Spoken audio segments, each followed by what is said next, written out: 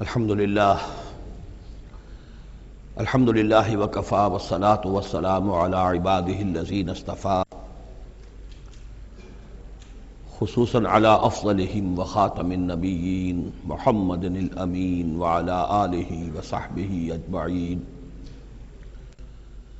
اما بعد فقد قال اللہ تبارک وتعالی کما ورد فی سورۃ الحجر اعوذ باللہ من الشیطان الرجیم بسم اللہ الرحمن الرحیم وَلَقَدْ جَعَلْنَا فِي السَّمَاءِ بُرُوجًا وَزَيَّنَّاهَا لِلنَّاظِرِينَ وَحَفِظْنَاهَا مِنْ كُلِّ شَيْطَانٍ رَجِيمٍ إِلَّا مَنِ اسْتَرَقَ السَّمْعَ فَأَتْبَعَهُ شِهَابٌ مُّبِينٌ صدق اللہ العظیم۔ رب اشرح لي صدری ويسر لي أمری واحلل عقدۃ من لسانی یفقہوا قولی۔ اللہم ربنا الہمنا رشدنا واعذنا من شرور انفسنا، اللہم ارنا الحق حقا وارزقنا اتباعہ وارنا الباطل باطلا وارزقنا اجتنابہ، اللہم ربنا آنس وحشتنا فی قبورنا وارحمنا بالقرآن العظیم، اللہم اجعلہ لنا اماما ونورا وہدا ورحمہ، اللہم ذکرنا منہ ما نسینا وعلمنا منہ ما جہلنا وارزقنا تلاوتہ آناء اللیل وآناء النہار واجعلہ لنا حجتا یا رب العالمین آمین۔ سورہ حجر کے پہلے رکوع میں، جس کا ترجمہ ہم کر چکے ہیں، 2 مرتبہ قرآن حکیم کے لیے لفظ آیا ہے الذکر، اس کی طرف خصوصی توجہ کی ضرورت ہے۔ ایک تو یہ کہ خود اللہ تعالیٰ نے فرمایا اِنَّا نَحْنُ نَزَّلْنَا الذِّكْرَ وَإِنَّا لَهُ لَحَافِظُونَ، ہم نے ہی یہ ذکر، یہ قرآن نازل کیا ہے اور ہم ہی اس کے محافظ ہیں۔ اور ایک مرتبہ آیا ہے کہ جو آپ کے مخالفین تھے اور جو استہزاء کر رہے تھے، انہوں نے مذاق اڑاتے ہوئے کہا یا ایھا الذی نزل علیہ الذکر انک لمجنون، اے وہ شخص کہ جس کا گمان ہے ذکر نازل ہوا ہے، ہم تو سمجھتے ہیں کہ تمہارا دماغی توازن ٹھیک نہیں رہا، یا یہ کہ تم پر کسی آسیب کا سایہ آ گیا ہے۔ یہ مجنون کی وضاحت بھی سمجھ لیجئے، مجنون جن سے بھی بنا ہے۔ جن کہتے ہیں عربی زبان میں مخفی شے کو، اس لیے جنین کہلاتا ہے وہ بچہ جو ابھی رحم مادر میں ہے، جو نظر نہیں آتا، چھپا ہوا ہے، معلوم تو ہے کہ بچہ ہے، پیٹ میں ہے، لیکن یہ کہ جنین ہے، وہ ابھی وہ چھپا ہوا ہے۔ اسی سے لفظ جنت بنا ہے۔ جنت جو ہے زمین کا وہ ٹکڑا ہے جس پر خوب درخت ہوں، پودے ہوں، گھاس ہو، تو زمین چھپی ہوئی ہو، زمین ڈھکی ہوئی ہے، زمین جو ہے نمایاں نہیں ہے، جنت وہ ہے۔ جن علیہ اللیل کا آیا تھا کہ جب حضرت ابراہیم کا تذکرہ تھا، جب رات میں اس پر تاریکی کا پردہ طاری کر دیا تو گویا کہ ہر شے چھپ گئی۔ تو یہ جو جن کسی پر آ جانا، جس کو ہم کہتے ہیں اس پر کو آسیب کا سایہ ہو گیا ہے، تو مجنون کے معنی یہ بھی تھے، اور مجنون اس کو بھی کہتے تھے کہ جس کا دماغی توازن ٹھیک نہ رہا ہو۔ اور یہ بات خاص طور پر نوٹ کرنے کی ہے کہ یہ بات اصل میں حضور کے بارے میں بالکل ابتدائی دور میں کہی گئی تھی، اور اس کے کہنے والوں میں وہ لوگ بھی تھے کہ جو معاندانہ انداز میں نہیں بلکہ ہمدردانہ انداز میں کہہ رہے تھے۔ یعنی بالکل شروع میں جب حضور نے دعویٰ کیا نبوت کا اور فرمایا کہ اس طرح میں تھا وہاں غار حرا میں، اور وہاں فرشتہ آیا ہے، جبرائیل آیا ہے، تو بہت سے لوگوں کو گمان ہوا کہ معلوم ہوتا ہے کہ کوئی بدروح، کوئی آسیب کا سایہ ہو گیا ہے انہیں۔ تو اس حوالے سے اس میں صرف مخالفت ابھی نہیں تھی، بلکہ اس میں ان کے لیے واقعتاً ایک بالکل چونکہ نئی بات تھی، لہٰذا یہ کہنے کا معاملہ جو ہے اس پہلو سے بھی تھا کہ اچھے بھلے آدمی تھے، ہم سوچتے تھے کہ واقعی یہ کئی دن جا کے مراقبے کرتے ہیں، اب یہ رہتے ہیں وہاں غار میں اکیلے تنہا دن رات، تو کہیں کچھ ہو نہ جائے تو معلوم ہوتا کچھ ہو گیا ہے، تو کوئی نہ کوئی جنون کا عارضہ ہو گیا ہے یا جن کا سایہ ہو گیا ہے۔ تو اس لفظ کو بھی سمجھ لیجئے، اور جو بتانا تھا وہ یہ ہے کہ سورہ نون جو کہ بالکل ابتدائی دور میں نازل ہوئی ہے، جس کا نام سورہ قلم بھی ہے، 29ویں پارے کی دوسری سورت، اس میں بھی یہی بات جو ہے کہی گئی ہے۔ اسی کے حوالے سے میں آپ کو بتا رہا ہوں کہ یہ سورہ مبارکہ جو ہے بالکل ابتدائی دور کی صورتوں میں سے ہے، اسی مشابہت کی وجہ سے۔ قرآن مجید کا ذکر ہونا اس معنی میں ہے، کئی مرتبہ واضح کر چکا ہوں کہ قرآن کا فلسفہ یہ ہے کہ جو ایمانی حقائق ہیں، خاص طور پر اللہ کی ذات کا علم اور اس کی صفات کا علم، وہ روح انسانی کے اندر موجود ہے، بس صرف اس پر ظہول کا پردہ طاری ہو گیا۔ جیسے آپ کو کوئی چیز پہلے معلوم تھی، اب یاد نہیں رہی، معلوم تھی لیکن اب بھول گیا۔ بھولنے کا مطلب کیا ہے کہ وہ آپ کی یادداشت کے ذخیرے میں کہیں نیچی اتر گئی ہے۔ وہ حافظ خانہ جو ہے، ہر انسان کی میموری جو ہے، اب اس کے نہ معلوم کتنے تہخانے ہیں، ان میں کسی نچلے تہخانے میں جا کر چھپ گئی ہے، وہ آپ کے شعور کی سطح پر نہیں ہے۔ تو کوئی چیز جس کا اس سے تعلق ہو، وہ اگر سامنے آئے گی تو فوراً وہ چیز یاد آ جائے گی۔ ایک دوست سے سالہ سال ہو گئے ملاقات نہیں ہوئی، کبھی خیال بھی نہیں آیا، بھول گئے آپ اس کو، لیکن اچانک کبھی اس نے کوئی رومال آپ کو دیا تھا، کوئی قلم دیا تھا، آپ نے ٹرنک میں رکھا ہوا تھا، ٹرنک کھولا، وہ قلم یا رومال دکھائی دیا، فوراً دوست یاد آ گیا۔ تو یہ قلم یا یہ رومال جو ہے، یہ آیت ہے، یہ نشانی ہے، اس نشانی سے آپ کو ایک بھولی بسری بات یاد آ گئی۔ اسی طرح یہ آیات آفاقیہ، آیات انفسیہ، آیات قرآنیہ، یہ آیات ہیں، نشانیاں ہیں یاد دلانے کے لیے، تاکہ اللہ یاد آ جائے۔ حقیقت میں اللہ تعالیٰ کا علم اور اللہ کی معرفت سوئی ہوئی ڈورمنٹ پوزیشن میں، ڈورمنٹ کنڈیشن میں ہماری روح میں موجود ہے۔ تو الذکر، دی ریممبرنس یا دی ریمائنڈنگ، یہ اصل میں وہ چیزیں کہ جو روح انسانی کے اندر موجود ہیں، لیکن جن پر ظہول کے اور نسیان کے پردے پڑ گئے ہیں، ان پردوں کو ہٹا کر تازہ کرنا۔ وَلَقَدْ جَعَلْنَا فِي السَّمَاءِ بُرُوجًا، اور ہم نے آسمان میں برج بنائے۔ یہ بھی ابھی ہم نہیں کہہ سکتے کہ ان کی اصل حقیقت کیا ہے، یہ بھی آیات متشابہات میں سے شمار ہوں گے۔ وَزَيَّنَّاهَا لِلنَّاظِرِينَ، اور ہم نے اسے مزین کر دیا ہے آسمان کو اور برجوں کو دیکھنے والوں کے لیے، جو بھی ستارے نظر آتے ہیں، کیا رنگا رنگ نقشہ آسمان پر نظر آتا ہے۔ وَحَفِظْنَاهَا مِنْ كُلِّ شَيْطَانٍ رَجِيمٍ، البتہ اب یہ وہ بات ہے جو ایمان بالغیب کے حوالے سے ہمیں ماننی ہوگی کہ ان ستاروں کا ایک کام یہ بھی ہے کہ اللہ تعالیٰ نے ان کو گویا کہ پہرے کی جگہیں بنایا ہے، ہم نے حفاظت کی ہے ان کی ہر شیطان رجیم سے۔ جو بھی شیطان مردود ہے اس کی طرف سے حفاظت کا یہ سارا سامان ہے کہ جو آسمانوں میں کیا گیا ہے۔ اب اس کے لیے آج میں چاہتا ہوں کہ وہ بات آپ سمجھ لیں اچھی طرح، کہ جیسے آپ آگے آ بھی جائے گا کہ انسانوں کی تخلیق جو ہے وہ تو یوں سمجھیے اس کائنات کے تخلیق کے اعتبار سے بڑی ریسنٹ شے ہے، بڑی ماضی قریب کی بات ہے۔ انسانوں سے بہت پہلے جنات پیدا کیے گئے تھے، جنات سے بہت پہلے ملائکہ پیدا کیے گئے تھے، اور انسانوں کی ارواح بھی اسی دور میں پیدا کی گئیں جبکہ یہ ملائکہ پیدا کیے گئے تھے۔ تو جتنی مخلوقات کو ہم جانتے ہیں، بہت سی مخلوقات اب بھی ایسی ہوگی کہ جس کا ہمیں کوئی شعور نہیں، ادراک نہیں، ہم جانتے ہی نہیں۔ جیسے ابھی ہمیں ریسنٹلی معلوم ہوا وائرس بھی کسی بلا کا نام ہے، اس سے کچھ پہلے ہمیں معلوم ہوا بیکٹیریا بھی کسی چیز کو کہتے ہیں، ورنہ یہ کہ ان چیزوں کا کوئی علم ہمیں نہیں تھا۔ ابھی پتہ نہیں اور کیا کیا چیزیں ہیں کہ جو ظہور میں آنے والی ہیں، لیکن جو چیزیں بھی آج تک ہم جانتے ہیں ان میں یوں سمجھیے کہ جن ہستیوں میں خود شعوری ہے، سیلف کانشسنس، وہ تین مخلوقات ہیں صرف، ملائکہ، جنات اور انسان۔ باقی جو حیوانات ہیں زمین کے اوپر، چاہے وہ بر کے ہیں یا بحر کے ہیں یا ہوا کے ہیں، فضا کے ہیں، پرندے ہوں یا زمین پر چلنے والے خشکی کے جانور ہوں یا دریا میں اور سمندر کے اندر جو بھی حیوانات ہیں، مچھلیاں ہیں یا اور جاندار ہیں، ان سب میں شعور تو ہے، خود شعوری نہیں ہے۔ البتہ یہ کہ ترتیب یہی ہے کہ پہلے جنات پیدا کیے گئے، اور وہ چونکہ آگ سے پیدا کیے گئے تھے، تو ان کے اندر پوٹینشل جو قوت ہے وہ ہم انسانوں کے مقابلے میں بہت زیادہ ہے، اور ان کی رسائی اس کائنات میں بہت دور تک ہے۔ بس میرا یہ گمان ہے، باقی چیزیں تو میں خاص وثوق سے کہہ رہا ہوں، لیکن میرا گمان یہ ہے کہ جو سولر سسٹم ہے،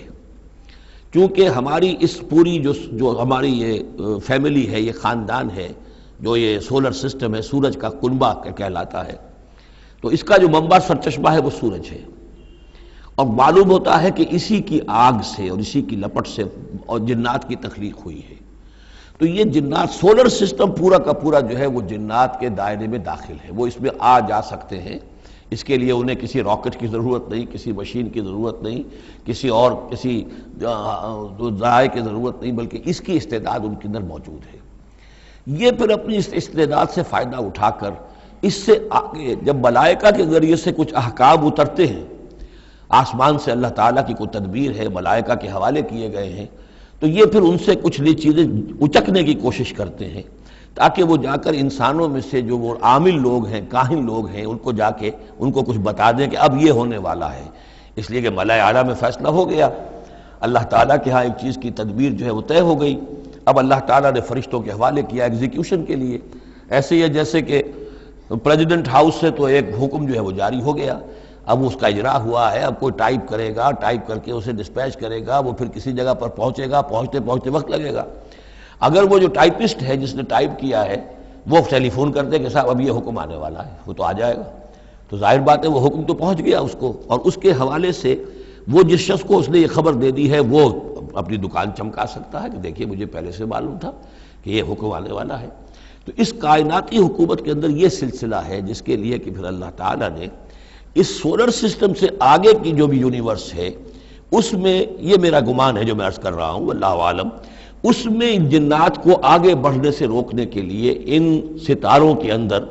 وہ میزائلز نصب کر رکھے ہیں کہ جب بھی کوئی جنات میں سے ادھر آگے ٹریس پاس کرنے کی کوشش کرتا ہے تو اس پر وہ میزائل پھینکا جاتا ہے جس کو ہم شہاب ثاقب کہتے ہیں۔ یہ ہے پورا نظام کہ جو یہاں ہمارے سامنے آ رہا ہے۔ تو اس کی یہ حقیقت بہت حد تک تو یوں سمجھیے کہ ایمان بالغیب، کل من عند ربنا، ہمارے رب کے طرف سے ہے، ہم اس پر ایمان رکھتے ہیں، لیکن اب کسی نہ کسی حد تک یہ چیزیں جو ہے، جو بھی ہماری سائنٹیفک اب جو ارتقاء ہو رہا ہے، ترقی ہو رہی ہے، اس کے ساتھ کچھ نہ کسی درجے میں کوآپریشن ہو جاتی ہے۔ وَحَفِظْنَاهَا مِنْ كُلِّ شَيْطَانٍ رَجِيمٍ، اور ہم نے حفاظت کر لی ہے ان آسمانوں کی ان شیاطین سے کہ جو مردود ہیں، إِلَّا مَنِ اسْتَرَقَ السَّمْعَ، سوائے اس کے کہ جو کوئی چرا کے لے بھاگا، مطلب یہ کہ فرشتہ نازل ہو رہا ہے اور فرشتے کے ساتھ احکام بھی ہیں، چونکہ یہ وہ نوری ہے، یہ ناری ہے، نور اور نار کے درمیان فاصلہ بہت تھوڑا ہے، بہت قرب ہے، لہذا اس کی بدولت اسی وجہ سے یہ جن تھا جو تھا عزازیل، لیکن فرشتوں کے ساتھ اس کا اٹھنا بیٹھنا تھا، انہی میں شامل تھا، اسی لیے ان کی جو آپس میں جو ان کا قرب ہے اس کی وجہ سے فرشتوں سے کوئی اچک لیتے ہیں۔ إِلَّا مَنِ اسْتَرَقَ السَّمْعَ، اگر کسی نے کوئی چیز سن لی اور سن کر وہ بھاگا، فَأَتْبَعَهُ شِهَابٌ مُبِينٌ، تو اس کا پیچھا کرتا ہے ایک انگارہ چمکتا ہوا۔ یہ مثائلز ہیں کہ جو اللہ تعالیٰ نے نصب کیے ہوئے ہیں۔ وَالْأَرْضَ مَدَدْنَاهَا، اور زمین کو ہم نے پھیلا دیا جیسے بستر پھیلایا جاتا ہے، وَأَلْقَيْنَا فِيهَا رَوَاسِيَ، اور اس میں ہم نے لنگر ڈال دیے۔ یہ پہاڑ جو ہیں قرآن مجید بار بار کہتا ہے کہ زمین کا جو سٹیبلائزنگ ایفیکٹ ہے ان پہاڑوں کا زمین کی حرکت کے دوران۔ فَأَنبَتْنَا فِيهَا مِنْ كُلِّ شَيْءٍ مَوْزُونٍ، اور اس میں ہم نے اگا دی ہر شے جو کہ بہت ہی اندازے سے ہے، یعنی یہ کہ جو بھی کوئی ایک شے بھی اگر ایک حد سے آگے بڑھ جائے تو وہ باقی ساری چیزوں کو ختم کر دے گی۔ بعض ایسی مچھلیاں ہیں کہ اگر ان کی جو ریپروڈکٹیو صلاحیت ہے، جتنے ان کے انڈے ہوتے ہیں وہ سب انڈے جو ہیں وہ مچھلیاں بن جائیں تو چند ہی سال کے اندر یہ زمین جو ہے اس سے کئی گنا حجم جو ہے وہ ایک مچھلی کی اولاد سے اور ایک مچھلی کی نسل سے وجود میں آ جائے گا۔ تو ایک کنٹرول کیا ہوا اللہ نے ہر شے کے اوپر، تمام چیزیں جو ہیں وہ ایک اندازے کے مطابق، ایک وزن کے ساتھ، ایک اندازے کے ساتھ اس دنیا میں چل رہی ہیں۔ مِنْ كُلِّ شَيْءٍ مَوْزُونٍ، ہر چیز جو ہے وہ ایک اندازے اور وزن کے مطابق ہے۔ وَجَعَلْنَا لَكُمْ فِيهَا مَعَائِشَ، اور ہم نے اس میں تمہارے لیے طرح طرح کے معاش کے سلسلے پیدا کر دیے۔ وَمَن لَسْتُمْ لَهُ بِرَازِقِينَ، اور ہم تو ان کو بھی روزی کا سامان دیتے ہیں جن کو تم رزق نہیں دیتے۔ ایک تو یہ ہے کہ تمہارے پاس گھوڑا بندھا ہوا ہے، تمہیں فکر رہتی ہے چارہ اس کو دینا ہے، کچھ نہ کچھ دانہ ڈالنا ہے، لیکن کتنی مخلوقات ہماری ہے کہ تم نہیں ہو اس کو رزق دینے والے، ہم رزق پہنچا رہے ہیں۔ وَإِن مِّن شَيْءٍ إِلَّا عِندَنَا خَزَائِنُهُ، اور نہیں ہے کوئی شے مگر یہ کہ ہمارے پاس تو اس کے خزائن ہیں، لا متناہی، ہماری ریسورسز جو ہیں وہ یہ کہ لمیٹڈ نہیں ہے، لیکن وَمَا نُنَزِّلُهُ إِلَّا بِقَدَرٍ معلوم، ہم نہیں نازل کرتے اس میں سے مگر ایک اندازے کے مطابق کہ جو طے شدہ ہے۔ یعنی یہ کہ سٹور تو بہت بڑا ہے، لیکن یہ کہ سٹور سے جو ایشو ہوتا ہے اللہ تعالیٰ کے ہاں ہر چیز کا، تو اس کا ایشو ہونا جو ہے وہ اندازے کے مطابق ہے، ایک حساب کتاب کے ساتھ ہے، ورنہ جیسا کہ میں نے کہا کیوس ہو جائے۔ وَأَرْسَلْنَا الرِّيَاحَ لَوَاقِحَ، اور ہم نے بھیج دی ہوائیں، ہم بھیج دیتے ہیں ہوائیں جو بوجھل ہوتی ہیں یا بوجھل کرنے والی ہوتی ہیں۔ لواقعہ کا مفہوم پہلے تو یہ سمجھا جاتا تھا کہ چونکہ وہ بادلوں کو لے کر آتی ہے اس اعتبار سے، لیکن اب ادھر ایک اشارہ ہو رہا ہے جدید سائنس کے حوالے سے کہ پولن گرینز جو ہیں وہ بھی ہواؤں کے ذریعے سے آتے ہیں، اور وہ پھر آ کر پھولوں کو جب وہ وہاں فرٹیلائزیشن ہوتی ہے تو اس سے پھر وہ فصل بنتی ہے۔ تو ہوائیں جو ہیں وہ گویا کہ بار آور کرتی ہیں، اور اس طریقے سے یہ نباتاتی نظام چل رہا ہے۔ فانزلنا من السماء ماء، پھر ہم نے اتار دیا آسمان سے پانی، فاسقیناکموہ، پھر ہم نے وہ پانی تمہیں پلایا، تمہارے پینے کے لیے بندوبست کیا، وما انتم لہ بخازنین، اور دیکھو تم اس کا سٹور نہیں کر سکتے، اس کا خزانہ نہیں بنا سکتے۔ کہاں کس طرح بناؤ گے خزانہ؟ واقعہ یہ ہے کہ یہ جو واٹر سائیکل ہے اس دنیا میں، یہ بھی اللہ تعالیٰ کے عظیم، یعنی سمجھیے کہ کرشموں میں سے اور اللہ کے معجزات میں سے بہت بڑا معجزہ ہے کہ یہ جو ہمارے پہاڑوں کے اوپر اتنے بڑے بڑے گلیشیئرز ہیں، یہ کیا ہے؟ یہ واٹر سٹوریج ہے، ٹینکس ہے۔ یہیں سے تو پانی ہے جو آ رہا ہے نیچے، وہ پگھل رہا ہے سب دھوپ سے، اور پھر وہ ندی نالوں سے ہو کے دریاؤں میں آیا، اور دریاؤں سے ہوتا ہوا زیر زمین سوتوں میں سے بھی گزر رہا ہے۔ وہ آپ نے کہیں پمپ سے نکال لیا، کہیں کنواں کھود لیا، پھر وہ پانی سارا کا سارا سمندروں کے اندر پہنچ گیا، ڈرین ہو گیا، پھر سمندر سے اب یہاں پر وہ ہو رہا ہے کہ دھوپ کی تمازت سے اب اس کی وہ بخارات بن رہے ہیں، اور وہ بخارات اوپر جا رہے ہیں، پھر وہ واپس جا رہا ہے، پھر وہ جو اوور ہیڈ ٹینکس ہیں وہ پھر جو ہے ریپلینش ہو رہے ہیں، وہ ساری جو کمی ہو گئی تھی پھر نئی برف پڑ گئی ہے، نیا سٹور۔ یہ جو نظام ہے اللہ کا، اور یہ واٹر سائیکل سے ہی زندگی قائم ہے۔ مبدأ حیات پانی ہے،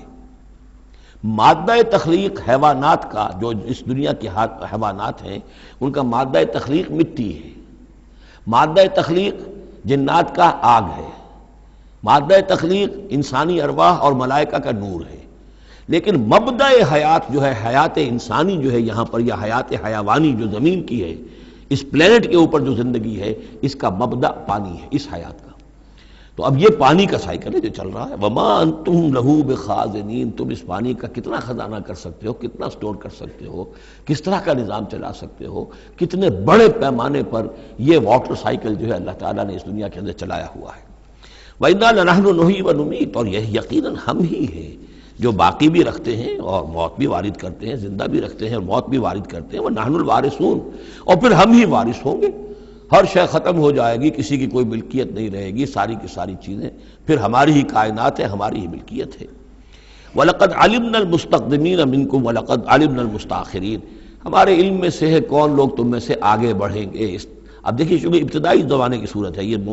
اب کون لوگ ہوں گے جو آگے بڑھ کر قرآن کو سینے سے لگائیں گے، کون لوگ ہوں گے جو محمد کی دعوت پر لبیک کہیں گے،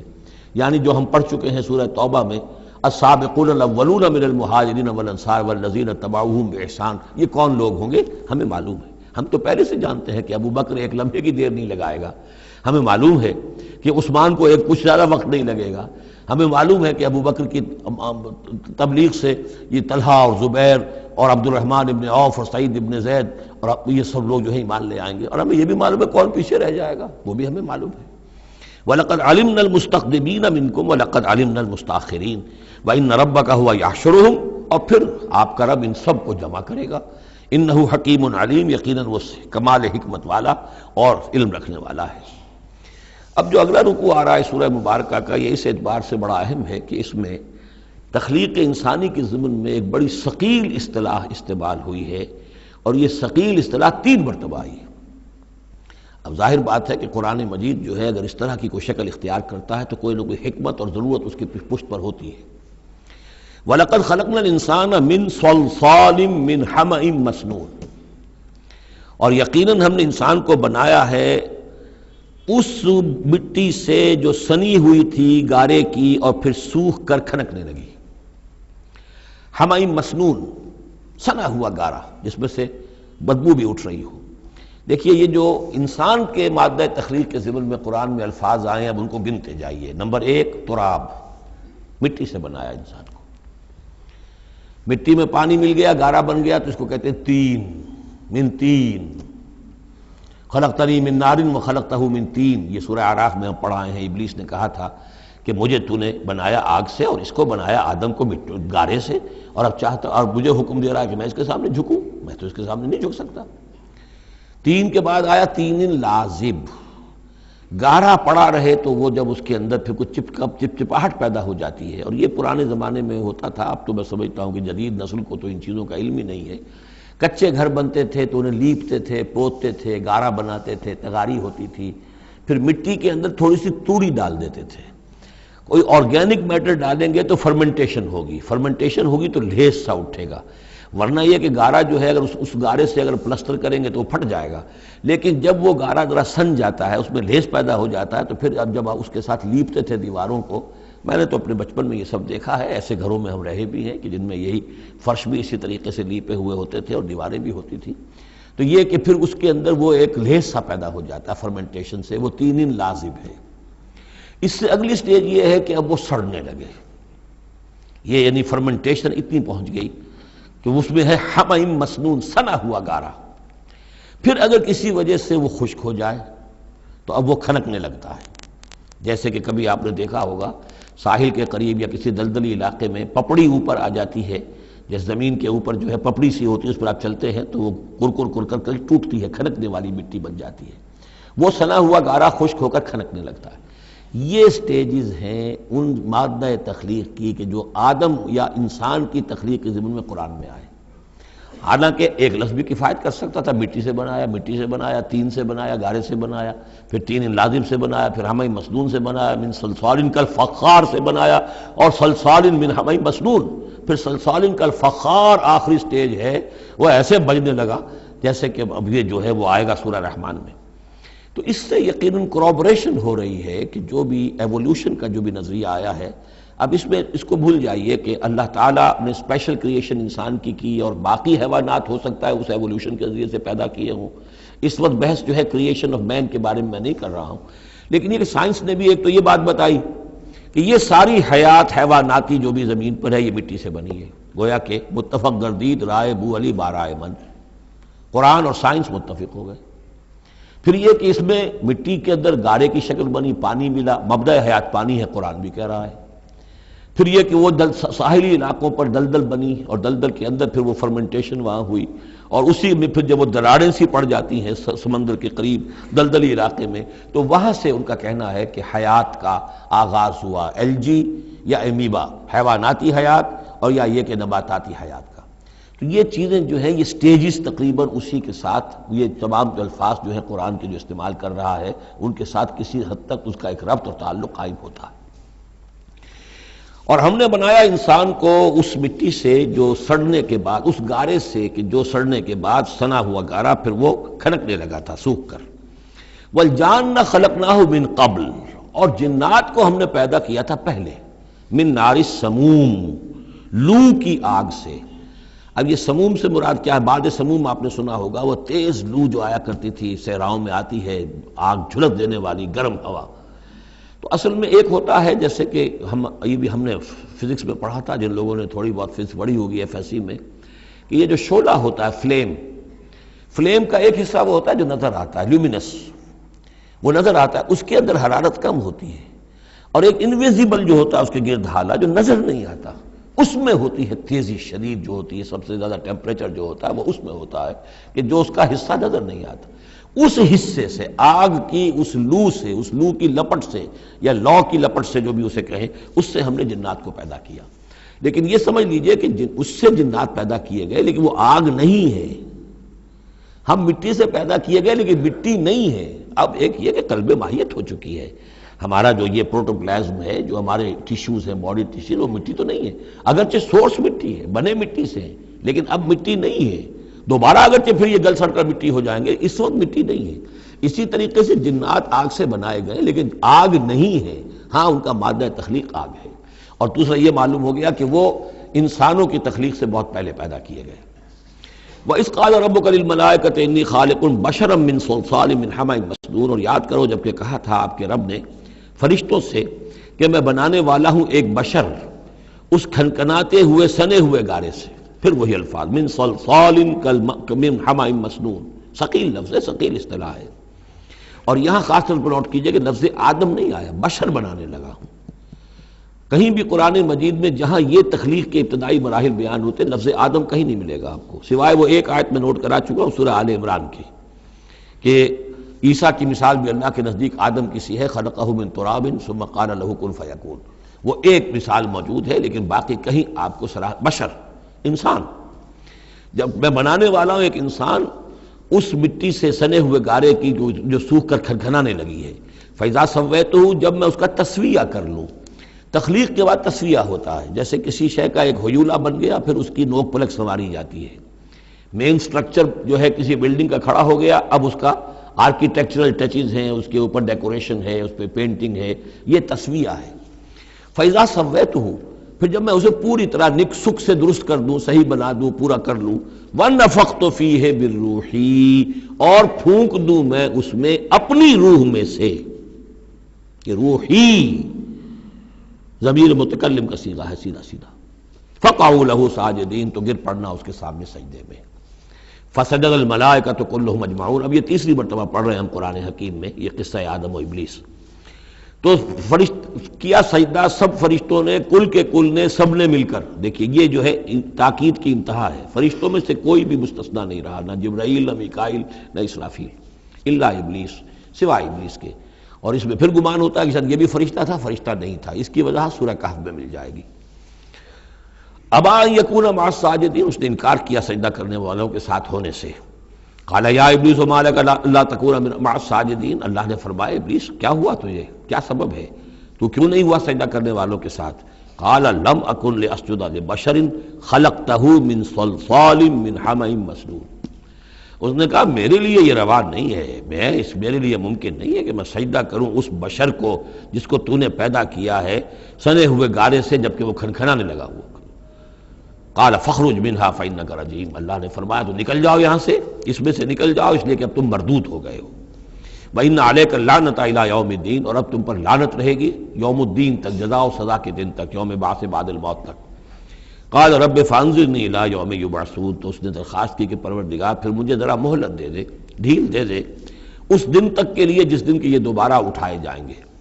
قال فانک من المنظرین، اللہ تعالیٰ نے اسی شان بے نیازی کے ساتھ فرمایا اچھا جاؤ ٹھیک ہے، تمہیں ڈھیل دے دی گئی، تمہیں یہ رخصت مل گئی، تمہیں یہ چھوٹ مل گئی، مہلت مل گئی۔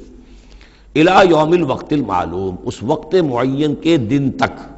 یعنی یہ کہ اس وقت تک تم زندہ رہو گے۔ وہ ابلیس جو ہے جن، ویسے جنوں کی زندگیاں شاید انسانوں سے زیادہ ہوتی ہوں، میں نہیں جانتا کتنی ہوتی ہیں، لیکن یہ کہ کوئی اور جن نہیں ہے کہ جو اس وقت سے آج تک زندہ ہو سوائے اس ایک جن کے جس کا نام عزازیل تھا، اور یہ جن جو ہے وہ ابھی تک زندہ ہے اپنی اسی ذات کے ساتھ، باقی اس کی اولاد، اس کی اور نسل جو ہے، اس کی ذریت ہے، وہ اپنی جگہ ہے۔ قال رب بما اغویتنی، اب اس نے کہا پروردگار جو تو نے مجھے گمراہ کیا، اب نوٹ کیجئے وہ گمراہی کو اللہ کی طرف منسوب کر رہا ہے۔ بما اغویتنی، تو نے جو مجھے گمراہ کیا ہے، لأزینن لہم فی الارض ولأغوینہم اجمعین، تو میں اب ان کو، یعنی آدم کی اولاد، آدم اور حوا کی اولاد کو میں زمین میں ان کو خوب مزین کر دوں گا، زمین ان کے لیے یہ اسی میں گم ہو جائیں گے، زمین اور اس کی چمک دمک اور اس کی رونقیں اور زیبائشیں آرائشیں ان کی نگاہوں میں کھب جائیں گی۔ وَلَأُغْوِيَنَّهُمْ أَجْمَعِينَ، تجھے بھول جائیں گے، وہ لگ جائیں گے انہی چیزوں کے اندر، اور میں ان سب کو گمراہ کر کے چھوڑوں گا۔ لَأُغْوِيَنَّهُمْ أَجْمَعِينَ، سب کو، الا عبادک منہم المخلصین، سوائے ان میں سے ان کے کہ جن کو تو اپنا خاص بندہ بنا لے، تو اپنا خاص بندہ بنا لے، مخلص کر لے، یہاں پہ وہی نوٹ کیجئے مخلص ہے، مخلصین، جن کو تو خالص کر لے اپنے لیے، ظاہر بات ہے کہ اس پر تو میرا زور نہیں چلے گا، باقی یہ کہ میں کسی کو چھوڑوں گا نہیں۔ قال ھذا صراط علی مستقیم، اللہ تعالیٰ نے فرمایا ٹھیک ہے، یہ راستہ ہے میری طرف سیدھا، یعنی یہ میرے اور تمہارے درمیان معاملہ طے ہو گیا، میں نے تمہیں چھوٹ دی، تم اپنا زور لگا لو، جس طرح بھی چاہو بہکا لو، باقی یہ کہ ان عبادی لیس لک علیہم سلطان، میرے بندوں پر تجھے اختیار کوئی نہیں ہوگا، یعنی اختیار کسی بھی انسان پر نہیں ہے، یہ نہیں کہ جس کو اللہ نے مخلص کر لیا ہو اس پر اختیار نہیں، اختیار اسے کسی بھی انسان پر نہیں ہے۔ ان عبادی لیس لک علیہم سلطان الا من اتبعک من الغاوین، سوائے ان کے کہ جو خود تیری پیروی کرے، خود غاوین میں سے ہو، خود ان کے اندر غوا ہو، خود ان کے اندر سرکشی ہو، خود وہ جو ہے وہ اپنی نفس پرستی کی طرف مائل ہو، وہ تو تیری پیروی کریں گے، ان کو تو جدھر چاہے لے جا، جس کھائی میں چاہے لے جا کے ان کو پھینک دے، اور جس جہنم کی جس وادی میں چاہے ان کو گرا دے، مجھے اس سے دلچسپی نہیں، لیکن یہ کہ میرے کسی بندے پر تجھے اختیار حاصل نہیں ہوگا۔ وَإِنَّ جَهَنَّمَ لَمَوْعِدُهُمْ أَجْمَعِينَ، اور پھر جہنم ہی ان سب کا ٹھکانہ ہوگا، سب کا جو بھی تیری پیروی کریں گے۔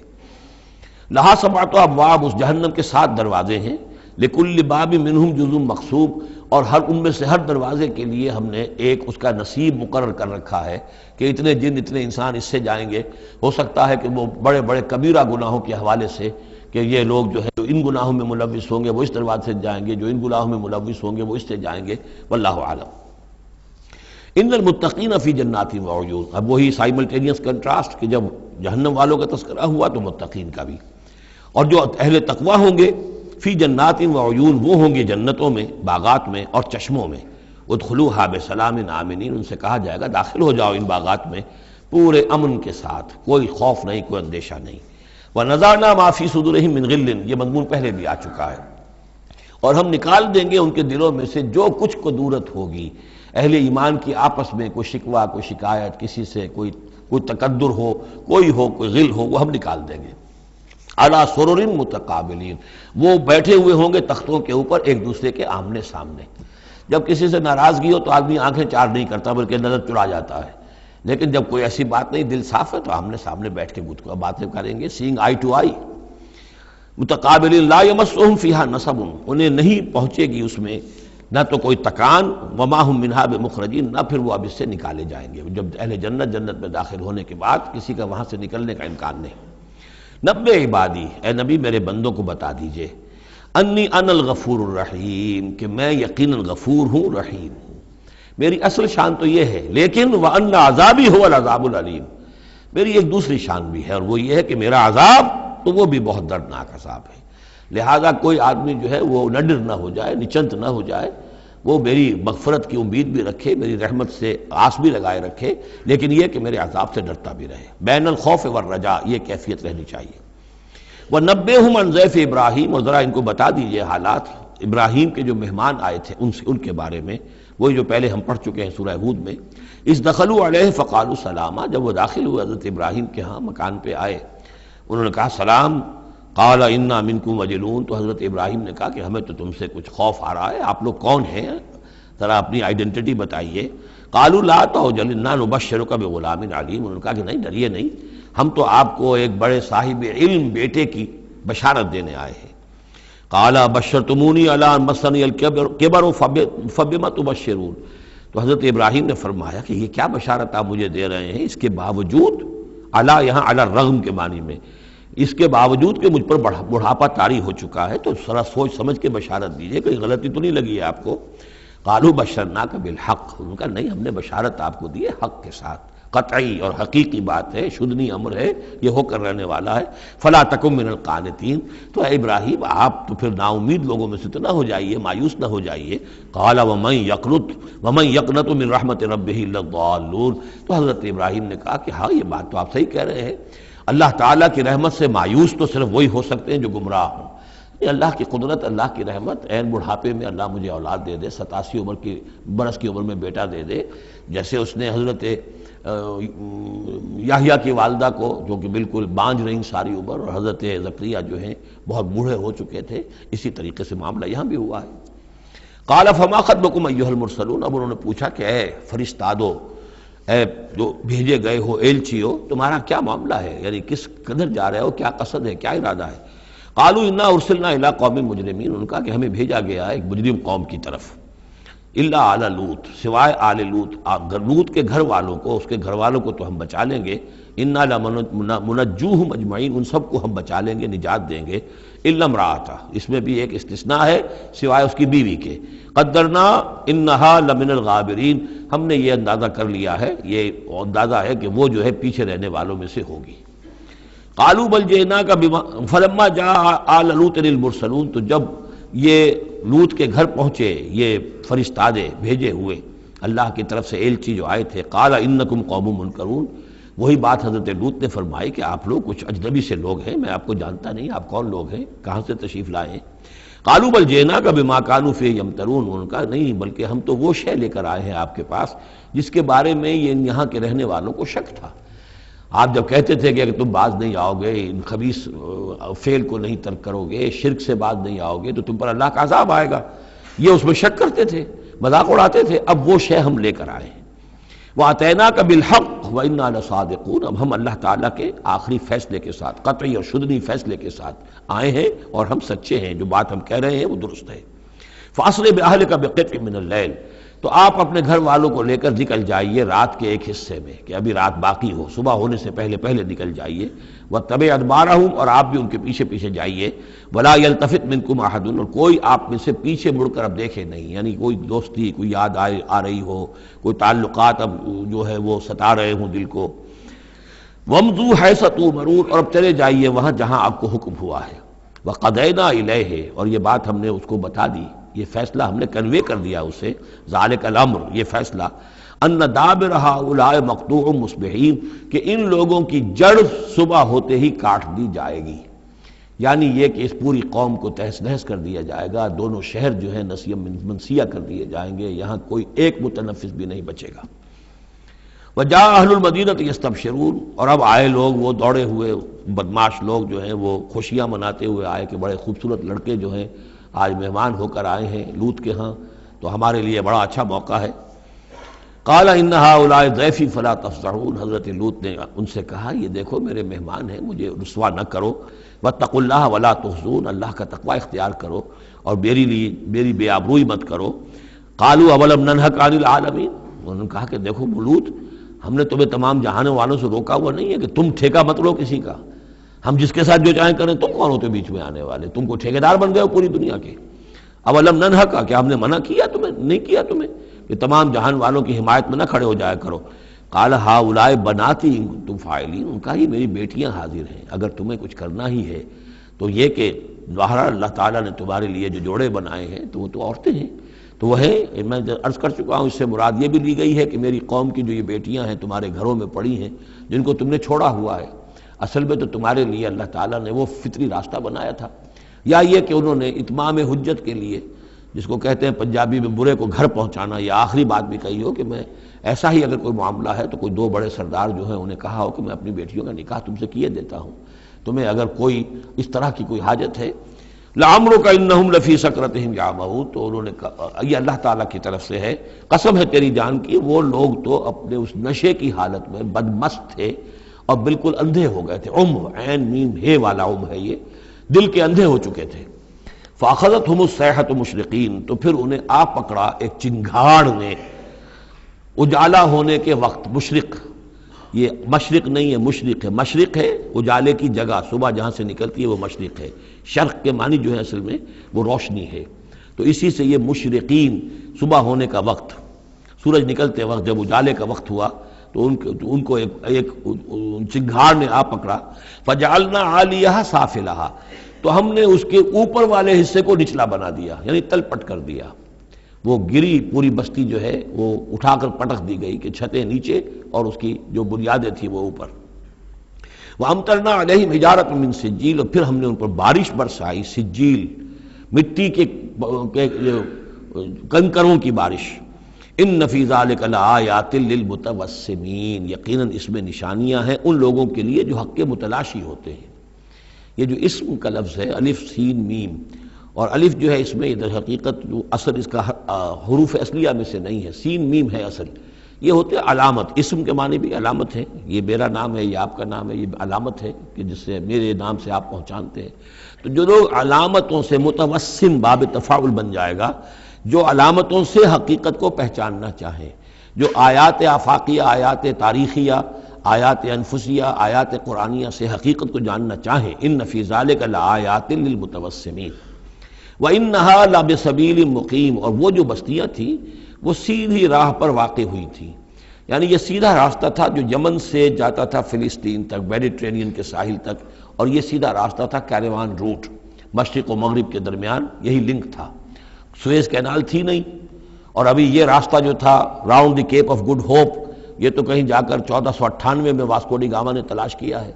تو یہ راستہ معلوم ہی نہیں تھا، سویز کینال تھی نہیں، تو ساری جو مشرق اور مغرب کی ٹریڈ ہوتی تھی وہ یہ تھی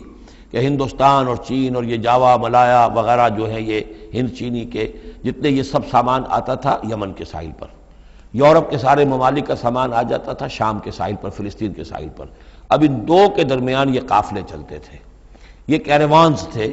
کہ جو یہاں سے لے کر سامان ادھر، ادھر کا سامان ادھر، تو یہ راستہ ہے امام مقیم، سبیل المقیم اس کو کہا گیا، سیدھا راستہ، سیدھی شاہراہ، اسی پر یہ اصحاب ہجر کے بھی مسکن تھے، اسی پر پھر یہ اصحاب مدین کے بھی تھے، اور یہ بستیاں بھی اسی راستے پر واقع ہوئی تھیں۔ ان فی ذلک لآیۃ للمؤمنین، یقیناً اس میں نشانی ہے اہل ایمان کے لیے، وان کان اصحاب الایکۃ لظالمین، اسی طریقے سے جو بن والے تھے مدین والے وہ بھی بہت ظالم تھے، یہ ایکا کا لفظ بھی ان کے لیے آیا ہے، یہ مدین والے۔ فانتقمنا منہ، یہاں پہ صرف تذکرہ ہو رہا ہے، یہاں تذکرہ آپ نے دیکھا کہ صرف حضرت لوط علیہ السلام کا ہوا ہے اس انباء الرسل کے انداز میں، باقی حضرت ابراہیم کا تذکرہ ہو گیا ہے وہ وہی ہے قصص النبیین کے انداز میں، باقی یہاں پر جو تذکرے ہو رہے ہیں یہ بھی صرف ذکر ہے، یہ انباء الرسل کا ذکر ہے، کہ جیسے حضرت شعیب، لیکن شعیب کا نام نہیں یہاں آیا بلکہ یہ کہ صرف یہ کہ مدین والے، فانتقمنا منہم، ان سے بھی ہم نے انتقام لیا، وَإِنَّهُمَا لَبِإِمَامٍ مُّبِينٍ، اور یقیناً وہ بھی، یہ دونوں جو بستیاں ہیں کھلے راستے پر واقع ہوئی ہیں، وہی راستہ جو میں نے ابھی آپ کو بتایا ہے۔ وَلَقَدْ كَذَّبَ أَصْحَابُ الْحِجْرِ الْمُرْسَلِينَ، اصحاب الحجر یہ قوم سمود کا دوسرا نام ہے، وہ علاقہ جو ہے جہاں یہ قوم سمود آباد تھی اس کو علاقے کو حجر بھی کہتے ہیں، جیسے کہ وہ علاقہ جہاں قوم عاد آباد تھی اسے احقاف کہتے ہیں، اس علاقے کا نام احقاف تھا، قوم کا نام عاد تھا، جو رسول بھیجے گئے وہ ہود تھے۔ اس علاقے کا نام حجر ہے، قوم کا نام سمود ہے، جو رسول بھیجے گئے وہ حضرت صالح تھے علیہ الصلوۃ والسلام۔ وَلَقَدْ كَذَّبَ أَصْحَابُ الْحِجْرِ الْمُرْسَلِينَ، اسی طرح ہجر والوں لوگوں نے بھی، اس علاقے کے لوگوں نے بھی جھٹلایا بھیجے ہوں کو، رسولوں کو، ان میں سے بہت سے نبی ہوں گے، پھر بعد میں اللہ نے آخری جو ہے حضرت صالح علیہ السلام کو بھیجا رسول کی حیثیت سے۔ وَآتَيْنَاهُمْ آیَاتِنَا، انہیں ہم نے اپنی آیات دیں، ان کو تو خاص طور پر جو ہے وہ اتنی حصی نشانی دکھائی گئی،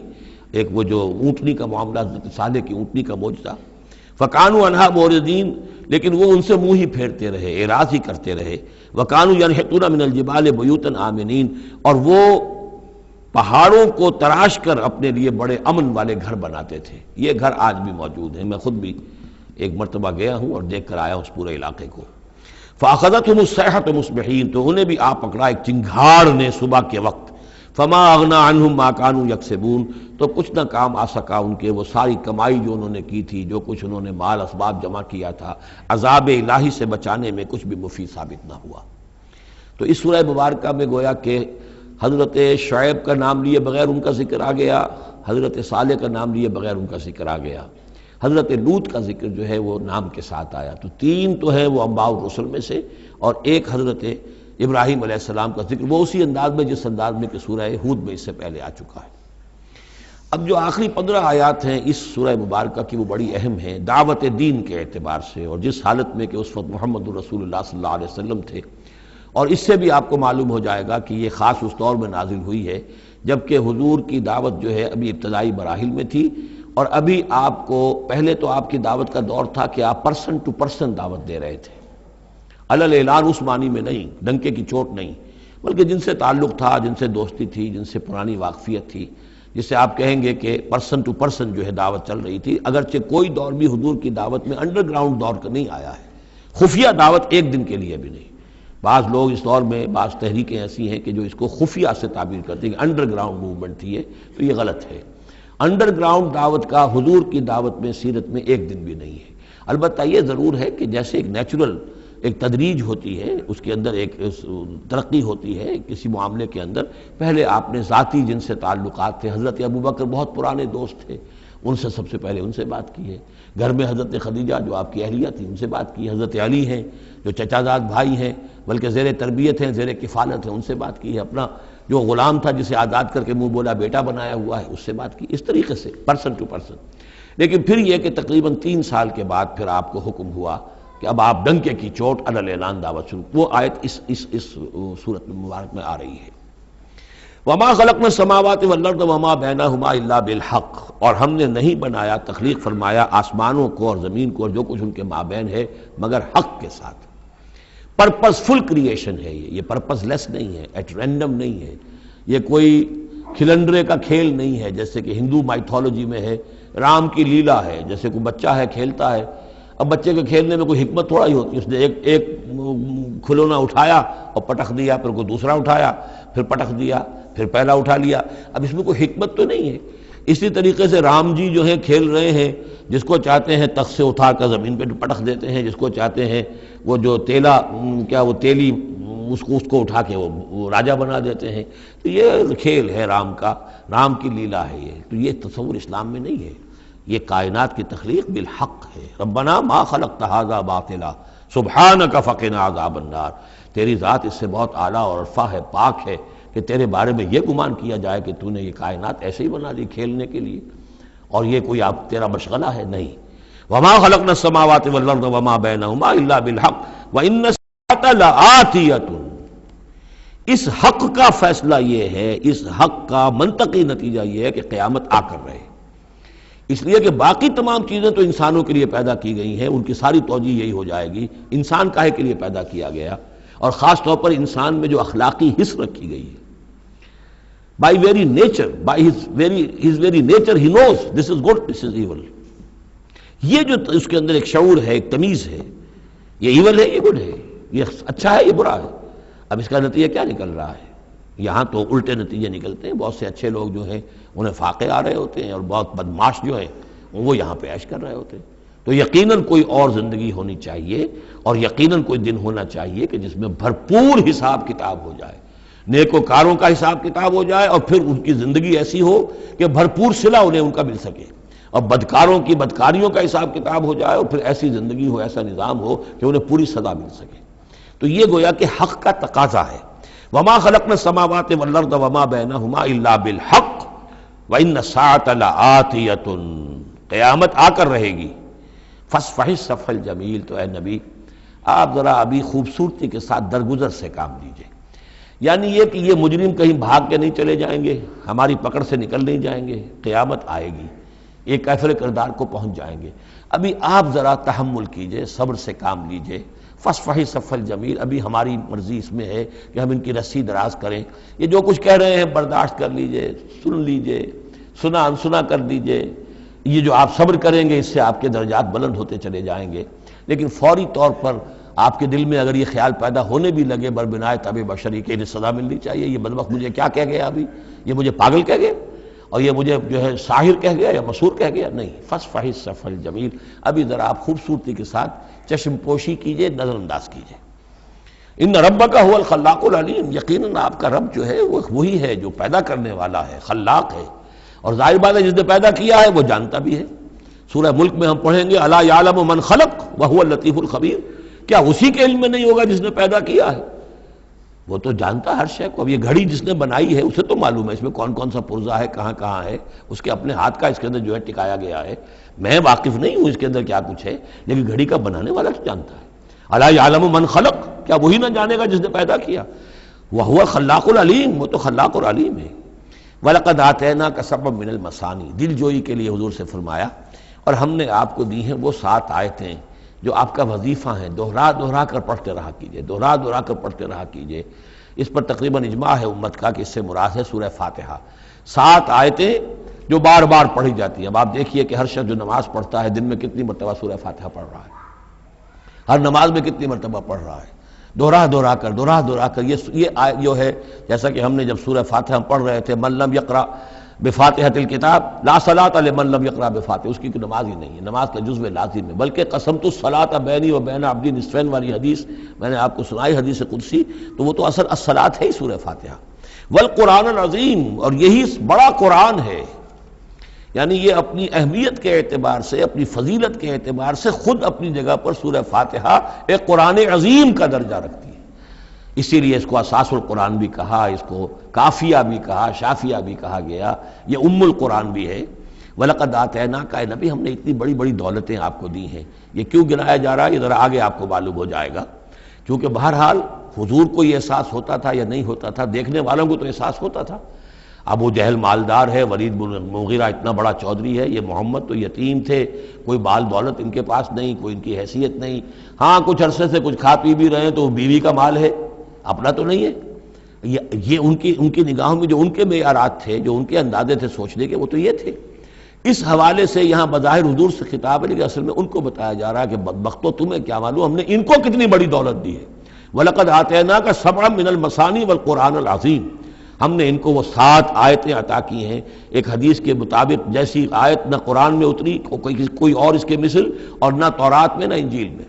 یہ سورہ فاتحہ ہے۔ وَلَقَدْ آتَيْنَاكَ سَبْعًا مِنَ الْمَثَانِي وَالْقُرْآنَ الْعَظِيمَ وَلَا تَمُدَّنَّ عَيْنَيْكَ إِلَىٰ مَا مَتَّعْنَا بِهِ أَزْوَاجًا مِّنْهُمْ۔ تو اے نبی آپ کی نگاہیں نہ اٹھیں اس ساز و سامان کی طرف جو ہم نے ان کو عطا کیا ہے۔ ابو جہل کو اگر دے رکھا ہے، ولید بن مغیرہ کو دے رکھا ہے، اور بڑے سرداروں کو دے رکھا ہے، ان کی جائیدادیں ہیں، ولید بن مغیرہ کے باغات طائف میں بھی ہیں، اس کی جائیداد طائف میں بھی ہے، مکے میں بھی ہے، آپ کی نگاہ ادھر اٹھے ہی نہ۔ پر کاہ کے برابر، جیسا کہ ایک حدیث میں آتا ہے کہ دنیا مافیہا کی حیثیت اگر اللہ کی نگاہ میں ایک مچھر کے پر کے برابر بھی ہوتی تو اللہ کسی کافر کو ایک گھونٹ پانی بھی اس دنیا سے نہ دیتا۔ جو اللہ کا ماننے والا اور جاننے والا، اللہ کو جاننے والا ہو، تو اس کی نگاہ میں تو پھر اس دنیا و مافیہا کی وہی وقت ہونی چاہیے، وہ متاثر نہ ہو یہاں کی چمک دمک سے، آپ کی نگاہ اٹھے ہی نہ۔ لا تمدن عینیک الی ما متعنا بہ ازواجا منہم، ان کو جو ہم نے دے رکھا ہے ساز و سامان اور زیبائش اور آرائش جو ہے، آپ کی نگاہیں ادھر نہ اٹھیں۔ ولا تحزن علیہم، اور اب دیکھیے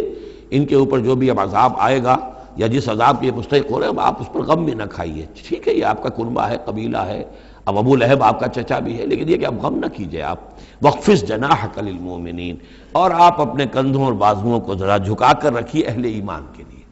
یہ ہمارے فقراء جب آتے ہیں، یہ جو غلام طبقے سے جو لوگ آئے ہیں، یہ لوگ جو گرے پڑے طبقات سے تعلق رکھتے ہیں، جب یہ آپ کے پاس آئیں تو آپ ان کا استقبال کیجئے۔ فَقُلْ سَلَامٌ عَلَيْكُمْ كَتَبَ رَبُّكُمْ عَلَىٰ نَفْسِهِ الرَّحْمَةَ، تو اس انداز میں ان کا استقبال کیجئے، ان کے سامنے تواضع کیجئے، ان کے سامنے اپنے کندھوں کو جھکائیے۔ وَاخْفِضْ جَنَاحَكَ لِلْمُؤْمِنِينَ، یہی مضمون ایک مرتبہ پھر سورہ طٰہٰ کے اندر آئے گا۔ وَاخْفِضْ جَنَاحَكَ لِمَنِ اتَّبَعَكَ مِنَ الْمُؤْمِنِينَ، اہل ایمان یہ جو آپ کی پیروی کر رہے ہیں، آپ اپنے ذرا کندھے ان کے سامنے جھکا کر رکھیے۔ یا یہ حکم دیا گیا ہے اولاد کو والدین کے بارے میں، اگلی صورت میں آ جائے گا سورہ بنی اسرائیل میں، کہ ان کے لیے اپنے کندھوں کو، اپنے بازوؤں کو ذرا جھکا کر رکھا کرو، والدین کے سامنے تن کر نہ کھڑے ہو کہ کندھے جو ہیں اٹھے ہوئے ہیں، بلکہ کندھے ذرا دبا کر۔ وَاخْفِضْ جَنَاحَكَ لِلْمُؤْمِنِينَ وَقُلْ إِنِّي أَنَا النَّذِيرُ الْمُبِينُ، اور کہہ دیجئے کہ میں تو صرف خبردار کرنے والا ہوں، کھلا خبردار کرنے والا، میری اس کے سوا کوئی ذمہ داری نہیں ہے۔ كَمَا أَنزَلْنَا عَلَى الْمُقْتَسِمِينَ، جیسے کہ ہم نے نازل کیا ہے ان پر کہ جنہوں نے تقسیم کر لیا ہے، الذین جعلوا القرآن عضین، قرآن کو انہوں نے بوٹلیاں بنا لیا ہے، اس کو توڑ کے ٹکڑے کر دیا ہے۔ اب اس کے اندر دو رائے ہیں، ایک تو یہ کہ اس قرآن سے مراد یہی قرآن ہے، اور مذاق اڑایا کرتے تھے لوگ، یہ جو بھی تھے ابو جہل اور اس کے ساتھی، بھائی فلاں صورت تو میری ہے، وہ تمہیں لے جاؤں گا، وہ فلاں صورت جو محمد کہتا ہے وہ تم لے جانا، وغیرہ وغیرہ، آپس میں وہ تقسیم کرتے تھے ہنسی مذاق میں۔ تو اس حوالے سے انہوں نے قرآن کو بوٹیاں بنا کر اپنے اندر تقسیم کرنا شروع کر دیا ہے۔ ایک رائے یہ ہے، مجھے وہ زیادہ قرین قیاس معلوم ہوتا ہے کہ قرآن کے لفظ کا اطلاق تورات پر بھی ہوا ہے، کہ یہ قرآن وہ ہے جو محمد پر نازل ہوا، ولا بالذی بین یدیہ، ایک اور جگہ ہم آگے چل کر دیکھیں گے، وہ قرآن جو اس سے پہلے تھا، اور وہ گویا کہ وہ تورات تھی اللہ کی کتاب۔ تو جس طریقے سے تورات کے ٹکڑے ٹکڑے کر دیے تھے یہود نے، اور قراطیسا تجعلونہ قراطیسا تبدونہا وتخفون کثیرا، یہ ہم پڑھ چکے ہیں سورہ انعام کی آیت نمبر 91 میں، تو جیسے کہ ٹکڑے ٹکڑے کر کر اور کچھ حصہ ظاہر کیا، کچھ چھپایا، تو ان دونوں کی رائے ہے وہ میں نے آپ کے سامنے پیش کر دی۔ فَوَرَبِّكَ لَنَسْأَلَنَّهُمْ أَجْمَعِينَ، تو تیرے رب کی قسم اے محمد صلی اللہ علیہ وسلم، ان سب کو ہم جمع کر کے رہیں گے۔ اما نسألنہم اجمعین، ہم ان سے پوچھ کر رہیں گے، یہ لفظ وہی آ گیا ہے فَلَنَسْأَلَنَّ الَّذِينَ أُرْسِلَ إِلَيْهِمْ وَلَنَسْأَلَنَّ الْمُرْسَلِينَ، یہ جو سورہ اعراف کی آیت نمبر 6 تھی، ہم لازماً پوچھ کر رہیں گے ان سے بھی جن کی طرف رسولوں کو بھیجا گیا، اور ان سے بھی کہ جن کو رسول بنا کر بھیجا گیا۔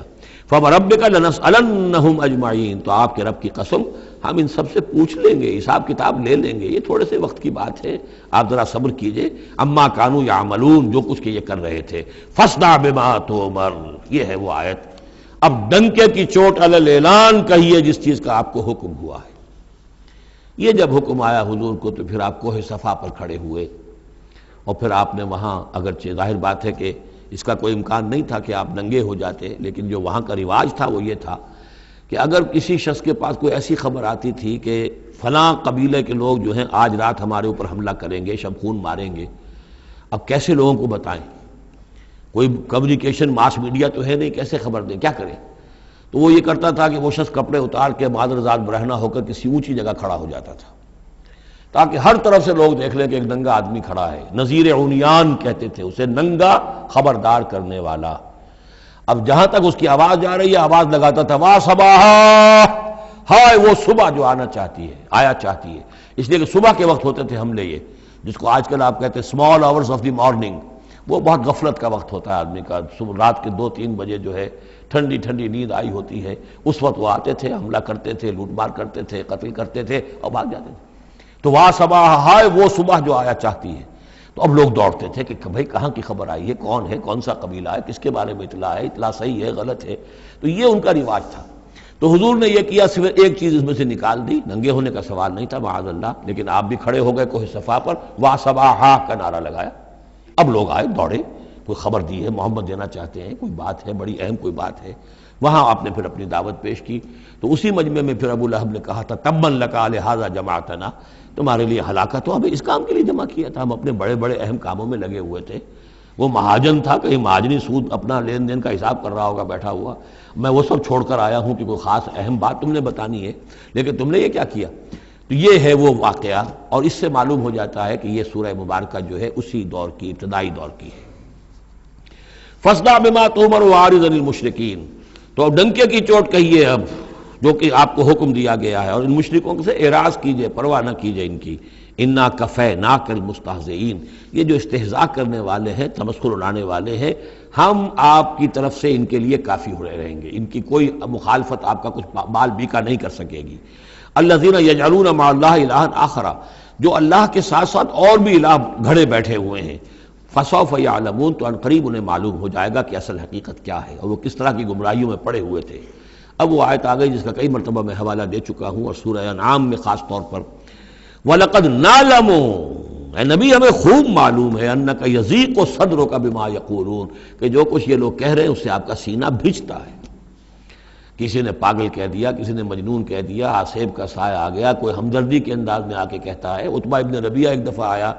چونکہ وہ بزرگ تھا، خاندان کا معمر آدمی تھا، بھتیجے میرے بڑے تعلقات ہیں عاملوں سے بھی، کاہنوں سے بھی، واقعی اگر کوئی تم پر کوئی سایہ ہو گیا ہے، کوئی بری روح کوئی آ گئی ہے تو مجھے بتا دو، میں بلا کے لے آؤں گا، علاج کرا دوں گا تمہارا۔ اب کوئی کچھ کہہ رہا ہے، کوئی کچھ کہہ رہا ہے، کسی نے کہا شاعر ہے، کسی نے کہا کہ ایک انہوں نے غلام پکڑ کے رکھا ہوا ہے، عجمی غلام، اسے کمرے میں بند کیا ہوا اپنے گھر کے اندر، اور وہ عالم ہے بہت بڑا جو پورے پچھلی کتابوں کا جاننے والا، اس سے ڈکٹیشن لیتے ہیں اور پھر آ کر ہم پر دھونس جماتے ہیں کہ یہ اب وہی آئی ہے۔ تو یہ ساری باتیں سنتے تھے حضور صلی اللہ علیہ وسلم، تو آپ کو تکلیف پہنچتی تھی، کوفت ہوتی تھی۔ وَلَقَدْ نَعْلَمُ،